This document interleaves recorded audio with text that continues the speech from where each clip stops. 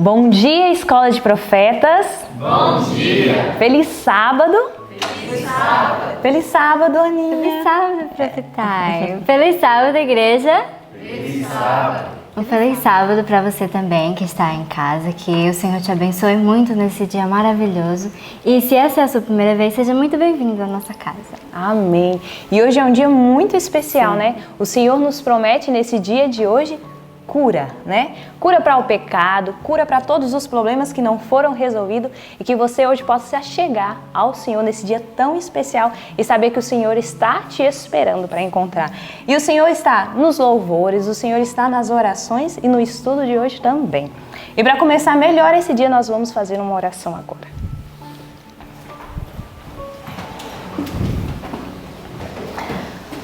Oremos. Querido Pai amado, nós louvamos o Senhor por esse dia tão especial, Pai, e nós já sentimos a presença do Senhor. Nós pedimos que o Senhor receba os nossos louvores, Pai, como um aroma suave, e que ao estudarmos a palavra do Senhor, realmente nós possamos encontrar o Senhor, tenhamos vida, Pai, restauração e perdão dos nossos pecados também. Que o Senhor esteja com as pessoas que têm acompanhado esse canal aqui, Pai, e que realmente aquilo que elas estão procurando e buscando, elas possam encontrar, e eu sei que o Senhor tem, porque o Senhor é uma fonte, Pai, que nunca se esgota, e todas as coisas que nós necessitamos, o Senhor tem, Pai. Obrigado por tudo que o Senhor tem feito, por tudo ainda que o Senhor vai fazer em nossas vidas. Em nome de Jesus Cristo. Amém. E agora, Ana, nós vamos louvar o Senhor. E nós vamos louvar o Senhor com o hino de 167. Tão triste eu andava, né? E andávamos porque nós encontramos o Senhor.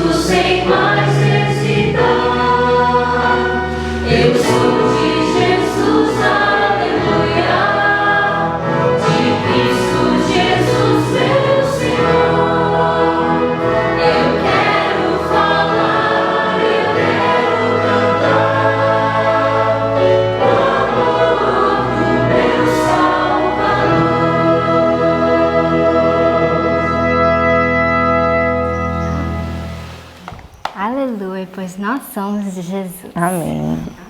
Neste momento, chegou a hora dos versinhos que a gente decora, que já está decorado no nosso coração, né? É verdade, hoje é o último dia, né? Último dia.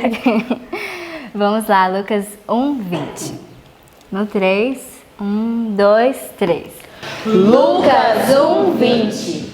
E eis que ficarás mudo, e não poderás falar, até o dia em que essas coisas aconteçam, porquanto não crestes nas minhas palavras, que a seu tempo se hão de cumprir. Lucas 1:20. Lucas 1:20. E eis que ficarás mudo, e não poderás falar, até o dia em que essas coisas aconteçam, porquanto não creste nas minhas palavras, que a seu tempo se hão de cumprir. Lucas 1:20. Lucas 1:20. E eis que ficarás mudo, e não poderás falar, até o dia em que essas coisas aconteçam, porquanto não creste nas minhas palavras, que a seu tempo se hão de cumprir. Lucas 1:20. Amém, louvado seja Deus. E agora nós vamos ficar com o estudo. Que o Senhor Jesus Cristo te abençoe e que você tenha um bom dia. E até amanhã. Bom dia para você que está aí do outro lado, bom dia para você que está nos acompanhando. Há tanto tempo já estamos juntos, né? Se você parar para pensar, nós já estamos finalizando o livro Patriarcas e Profetas e até aqui o Senhor nos ajudou para que fôssemos fiéis, né? Em cumprir aquilo que está no ano bíblico. E quantas coisas da Bíblia nós já lemos, não? Quanta história nós já aprendemos, quantas lições o Senhor Deus já deu ao nosso coração. E hoje não será diferente, hoje nós temos mais uma parte da Bíblia, mais uma parte da história do povo de Deus para meditarmos e aprendermos qual é a maneira certa de se viver. E hoje nós estamos centralizados nos capítulos, nos finaizinhos dos capítulos de 1 Samuel, né? No capítulo 29 e 30. E também lemos o capítulo 1 do livro 2 Samuel. Tá bom? E agregado a isso, nós estamos também lendo o Patriarcas e Profetas, capítulo 68, Davi em Ziclag. E vamos aprender grandes coisas, não? Veja só, eu gostaria de lembrar a vocês que nessa fuga de Davi, fugindo de Saul, Davi teve alguns momentos de alto e baixo. Ele viveu uma experiência muito grande ao lado do Senhor, de dependência e confiança no Senhor, mas houve alguns momentos que Davi fraquejou nessa confiança. E o capítulo de hoje vai falar exatamente disso, dessa falta de confiança no Senhor. O que Davi fez? Davi estava fugindo de Saul e por medo ele se escondeu na terra dos filisteus. Imagina só você se esconder na terra do seu pior inimigo. Mas naquele momento parecia bem para a cabeça de Davi que o seu pior inimigo seria, na realidade, o seu melhor amigo agora. E então ele se escondeu na terra de Ziclag, lá no meio dos filisteus. E o nosso estudo de hoje começa dizendo que essa atitude de Davi foi uma atitude que levou ele para uma situação muito difícil. Você já conhece aquele verso da Bíblia que diz assim: há caminhos para o homem que parecem ser direitos, não? Mas no final, são caminhos de morte.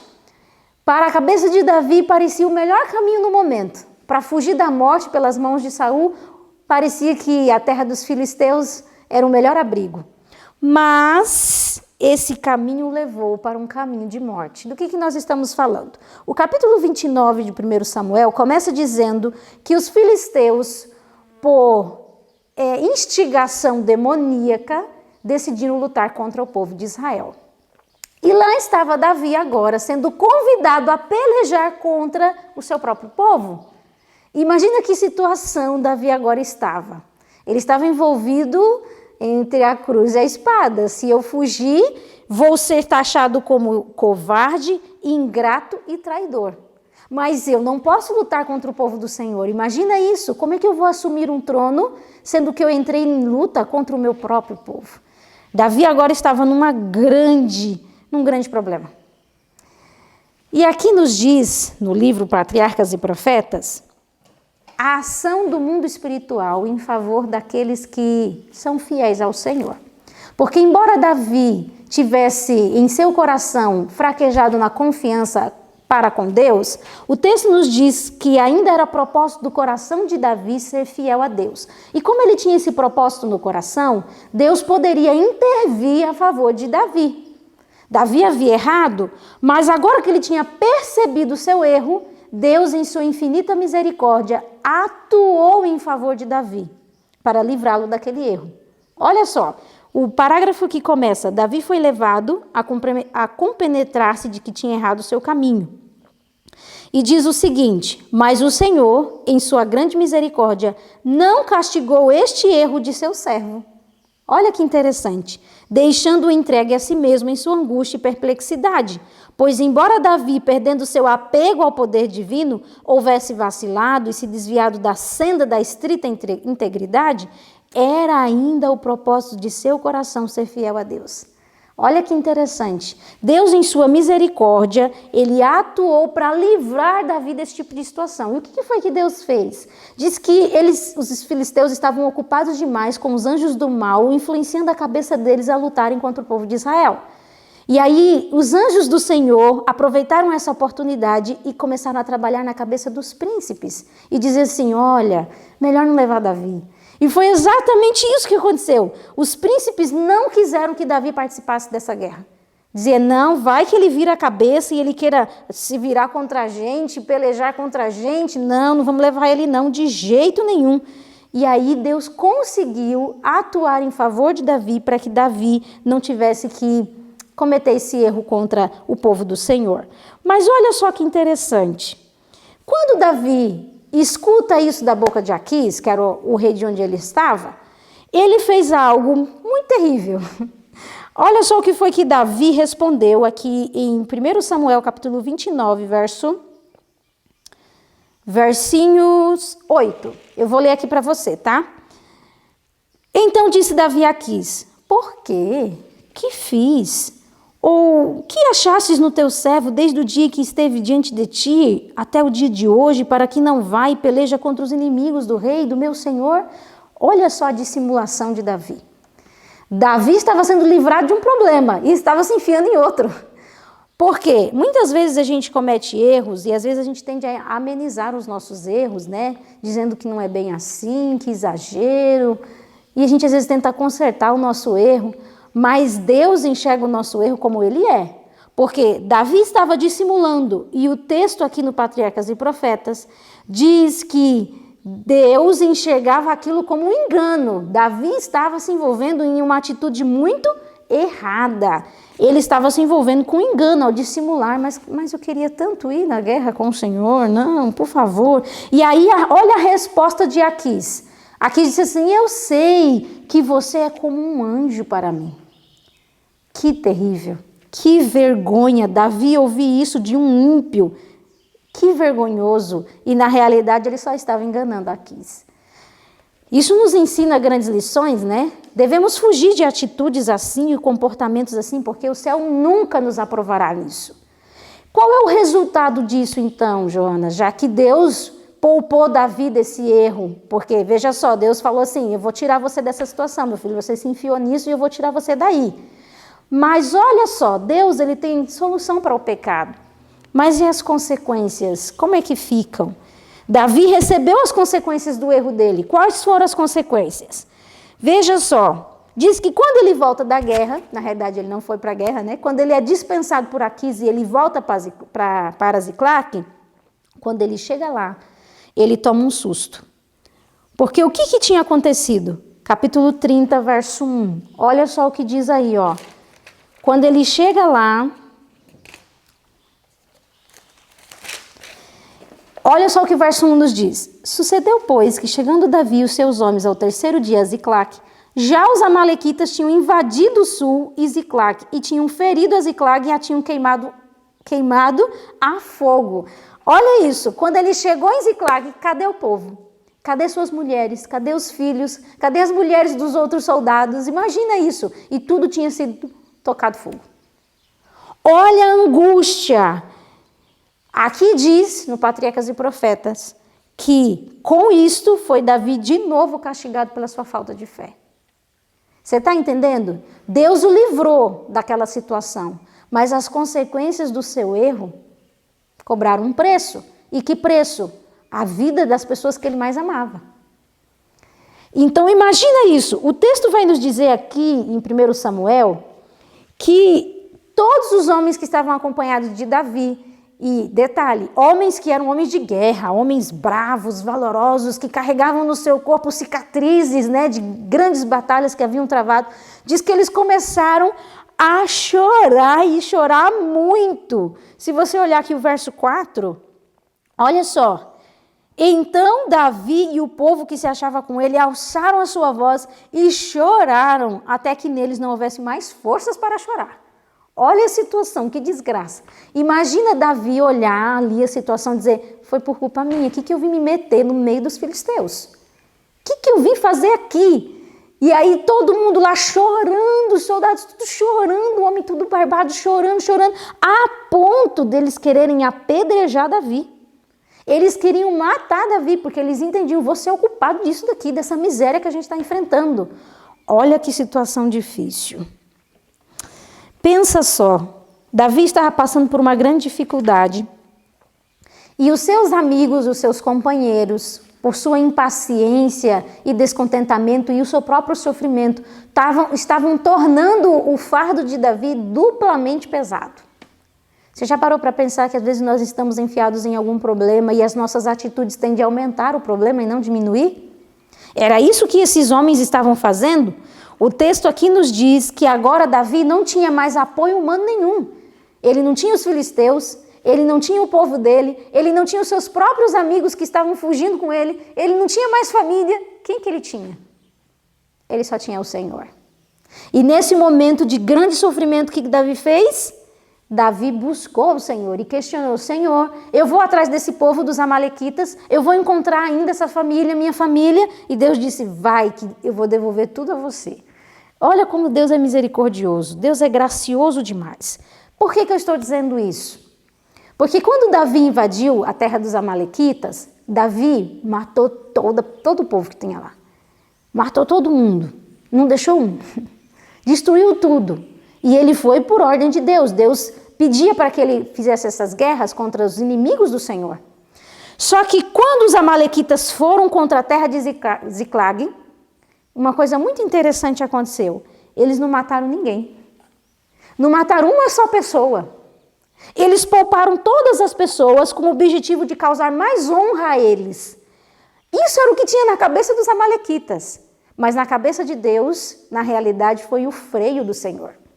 Eles não mataram porque o Senhor não permitiu. O Senhor Deus colocou um freio, porque Deus devolveria aquela família a Davi. E olha só o que está escrito aqui no parágrafo que começa. Todos os poderes terrestres. Olha que interessante você pensar nisso. Eu quero que você pense no Deus que você serve. Às vezes a gente se enfia em algumas situações ou passa por alguns problemas que a gente pensa assim, pronto, agora eu estou abandonado a esse tipo de situação. Na realidade, Deus nunca sai do trono e Ele nunca perde o controle de uma situação. Olha o que o parágrafo diz. Todos os poderes terrestres estão sob o domínio do Ser Infinito. Amém, aleluia por isso. Ao mais poderoso governador, ao mais cruel opressor, diz ele, até aqui virás e não mais adiante. Qual é o poder que tem um governador, um presidente ou qualquer outra pessoa à frente do nosso Deus? Nenhum, porque ele só vai aonde Deus deixa. O poder de Deus é constantemente exercido para contrariar as forças do mal. Ele está sempre em ação entre os homens, não para os destruir, mas para corrigi-los e preservá-los. Olha que legal isso. Quando Deus manda, até o diabo obedece. E os amalequitas não matou ninguém, porque Deus disse, você não toca neles, eles são meus. E o que aconteceu? Davi saiu correndo atrás daquele povo. E dá-lhe correr, diz que foram tão rápidos, que alguns não conseguiram acompanhar a corrida. Alguns não conseguiram acompanhar de tão rápido que eles foram atrás dos amalequitas. E aí diz que alguns ficaram para trás, 200 homens ficaram para trás cuidando da bagagem. E 400 homens continuaram na corrida. No meio do caminho, eles encontraram um servo dos amalequitas lá abandonado, porque tinha ficado doente e já não servia mais para nada. Então, o que o amalequita fez? Deixou ele para trás. E ele estava já há 3 dias sem comer e nem beber. O que Davi fez? Alimentou, deu comida, deu água. E aí esse homem que eles ajudaram, auxiliou eles a encontrar o acampamento dos amalequitas. E quando chegou lá, aquilo que Deus disse se cumpriu. Ele venceu os amalequitas e trouxe de volta não só a sua família, mas um grande despojo. Um grande despojo. E aí o que aconteceu? Os 400 que foram para a guerra e pelejaram disseram assim, esses 200 que ficaram para trás, esses fracos, não, eles não vão receber nada não. Eles não foram para a guerra, eles não lutaram, o que eles querem receber alguma coisa? Que lindo foi ver a posição de Davi. Olha só, Davi pegou e disse o seguinte, ó, parágrafo que começa, com grande regozijo, os vitoriosos iniciaram a marcha em direção à sua terra. Chegando aos seus companheiros que tinham ficado atrás, os mais egoístas, desregrados, olha as características que a senhora White apresenta referente a esses 400 que não queriam repartir o despojo. Eles eram egoístas e desregrados. Insistiram em que aqueles que não tinham tomado parte da batalha não participassem dos despojos, que lhes bastava a cada um recuperar sua esposa e filhos. Mas Davi não quis permitir tal disposição. Não fareis assim, irmãos meus, disse ele, com o que nos deu o Senhor. Qual é a parte dos que desceram a peleja, tal também será a parte dos que ficaram com a bagagem. Igualmente repartirão. Assim foi resolvida a questão, e mais tarde tornou-se uma lei em Israel, que todos que com honra estivessem ligados a uma campanha militar devessem participar dos despojos, do mesmo modo que os que se acham empenhados no próprio combate. Olha que interessante. Que atitude louvável, não? Davi foi justo. Davi foi justo, porque os 600 estavam envolvidos nessa campanha militar, embora que alguns estavam em funções diferentes. Alguns ficaram cuidando da bagagem porque não conseguiram ir adiante.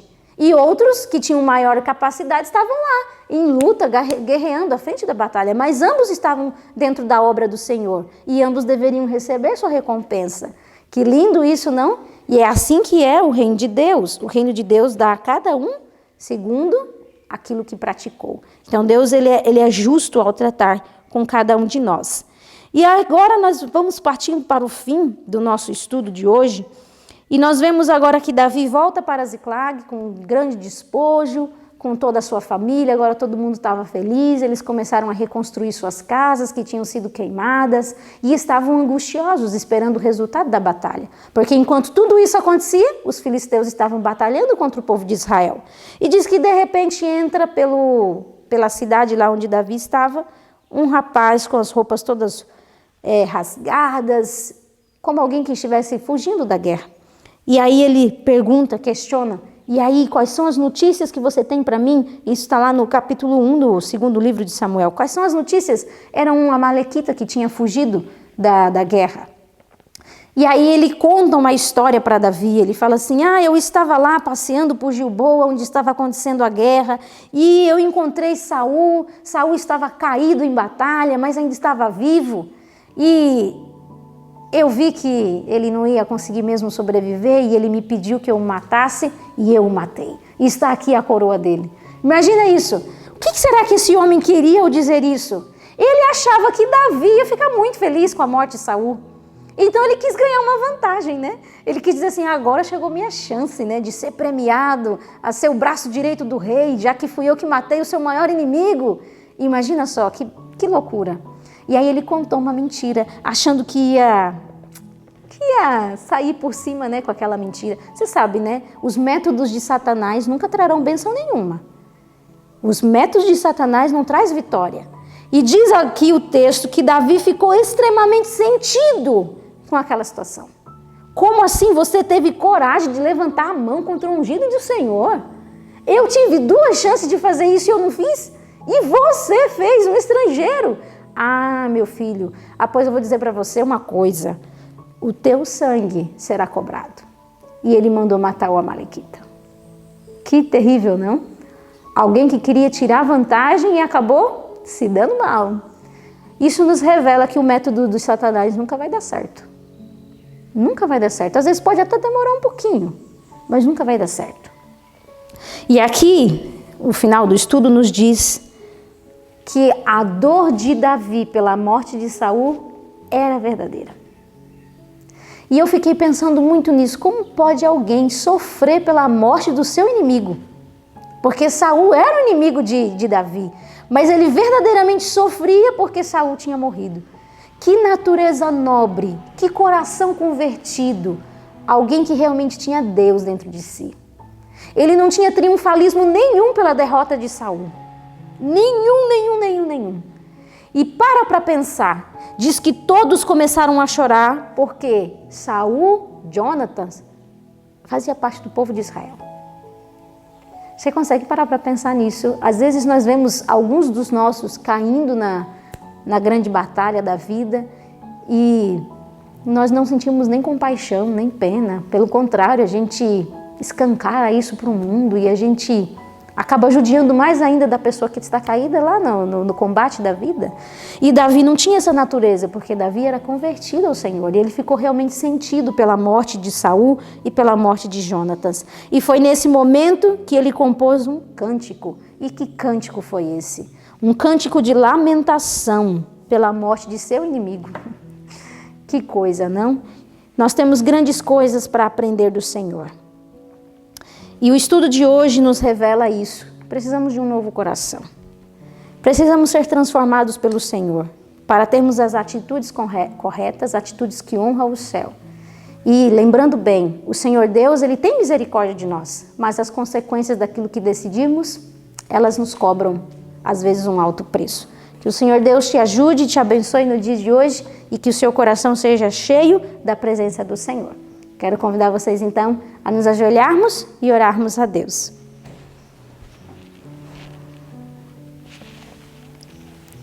Querido Deus e nosso Pai, que importante é termos essas lições do passado, lições que nos mostram qual o caminho seguir e qual o caminho evitar. Nós aprendemos hoje que a mentira, Senhor Deus, nunca trará benefício nenhum para o Teu povo, que o Senhor requer de nós a veracidade em qualquer situação, em qualquer circunstância. Ajuda-nos a termos esse tipo de caráter, esse tipo de firmeza, Senhor, de nos posicionarmos pela verdade, ainda que isso custe a nossa vida. Também aprendemos, Pai amado, que o nosso coração precisa ser convertido, Senhor. Porque quantas vezes nós vemos o mal acontecendo com o nosso amigo do lado e às vezes sentimos prazer pela derrota do outro. Tenha misericórdia de nós, Senhor, e nos dê um coração nobre, um coração convertido, a ponto de olhar para a derrota do nosso inimigo e sentirmos compaixão, Senhor, e não sentirmos aquela sensação de vitória. Ajuda-nos, ó Pai, a termos os sentimentos corretos e a termos, Senhor Deus, o Teu caráter, o Teu coração. Nos colocamos em Tua presença, pedindo a Tua bênção, em nome de Jesus. Amém. Então, que Deus te abençoe, foi muito bom estudar com você e até amanhã.